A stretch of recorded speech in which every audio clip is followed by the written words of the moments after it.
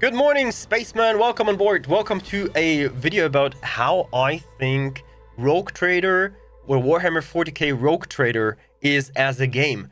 What are my thoughts about it after playing it for like 7 days now, or like 40 hours or something? We are in the middle of Act 2. I have made up my mind on how the game is actually. I can tell you that it's a great RPG so far. I really like the Warhammer style of it. A lot of swollen language with words that I've never used and will never use in my life again. So that is awesome. One thing that I would love to see in the game, and I hope that it will happen, though Owlcat does not have a track record on doing so, more or even better full voice acting. Sometimes you have very important things in the game where your companions tell you something extremely important from their past and it's not voice acted. That is a bummer. What is voice acted is fantastic voice acted. I mean, the voice actors are great in the game. I would love to hear them way more. The game itself is awesome. It's dense. There's a lot of stuff happening. You do have a kind of broad main storyline that you follow, which is really nice. And you have a lot of different tasks. You have combat on the ground with your people, with a party that you can interchange with the people that you like to have in your party. You can go different routes. There is no real good or bad or whatsoever, but if you know Warhammer, you can follow different routes. Of course, you can play as a heretic or maybe play as a very dogmatic empire loving guy, rogue trader, basically Lord Captain. That's the title we got. And you are, after a long time, the game needs a long time to go through all of what's possible. But once it opens up, you are free to move around where you want to, and this is just something that we started to explore right now. And even the path that was like fixed already felt really nice. There were a lot of engaging fights. There were some easy fights. There were some very challenging fights. We're not playing on normal we're playing on daring difficulty, so it's a little bit harder.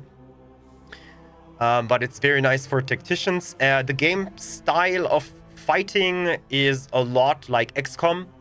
So it's an XCOM-y fighting experience with an actual 95% chance. That means 95% chance that most of the times hit, and it's not like a different flagged 50% like in XCOM. No, we're actually hitting stuff when you should be hitting stuff. There are sometimes, occasionally, even 100% chances. Not that often, but it's more and more the better your characters get. Character creation is limited with not that many routes you can go, but then it opens up later on, and you can have like a first class and then specialize in a different class, and then on top you get like something else that I haven't discovered yet. Very nice thing, so that every single party member can be something else at starting from level 16, so that is really nice. At the start you are not that overwhelmed with so many choices, but later on, when you are already in the game, you're hitting level 16 and you get like specializations here and there, and you already know what to focus on and how to play the game. Really nice. So story great. Combat so far was really cool. On the ground, like I said, XCOM, like even space there is space combat, but that space combat is also kind of like XCOM-y, where it's a different style of combat, but it's also like a strategic map, still turn-based, and a little bit different. Just one more thing that I wanted to mention about the game is it's still pretty buggy. We're looking at the game here from a state after the first patch. Even the first patch broke a little bit the game. They fixed it very fast, but there are still things that don't work, grenades that don't do damage, different abilities that should make damage that don't do damage in a fight.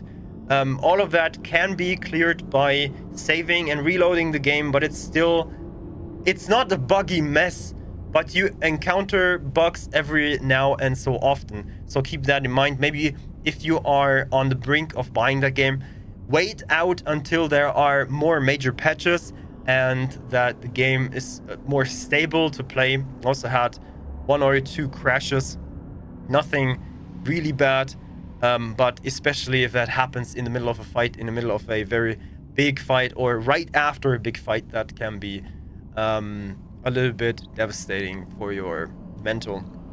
And I just wish you to not encounter that. Anyway, that's what I wanted to add. I like the game so far. Warhammer was always a thing where I thought it will overwhelm me. It is overwhelming, Rogue Trader, if you don't know the lore. There's a lot of stuff that you just need to either swallow or look up or whatsoever.